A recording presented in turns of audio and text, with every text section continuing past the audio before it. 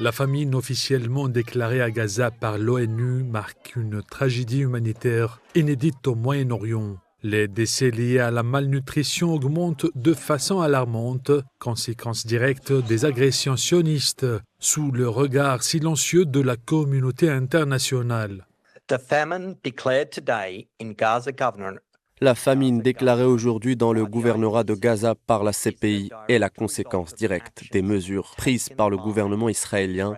Ce dernier a illégalement restreint l'entrée et la distribution de l'aide humanitaire et d'autres biens nécessaires à la survie de la population civile dans la bande de Gaza.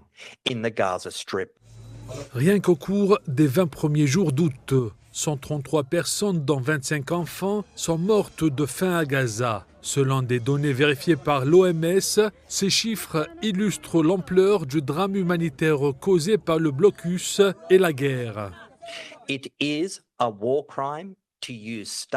Utiliser la famine comme méthode de guerre constitue un crime de guerre. Et les décès qui en résultent peuvent également constituer un crime de guerre d'homicide volontaire.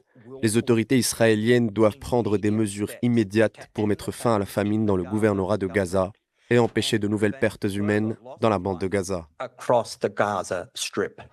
Près de 2 millions de Palestiniens survivent aujourd'hui dans des conditions que les experts onusiens décrivent comme absolument catastrophiques.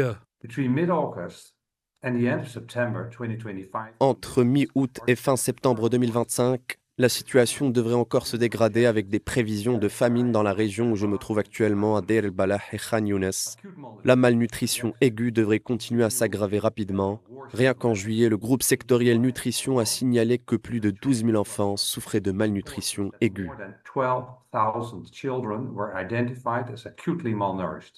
La famine à Gaza est utilisée comme une arme de guerre délibérée en violation flagrante du droit international humanitaire. Priver la population de nourriture, d'eau et de soins constitue un crime pour lequel les responsables devront un jour répondre.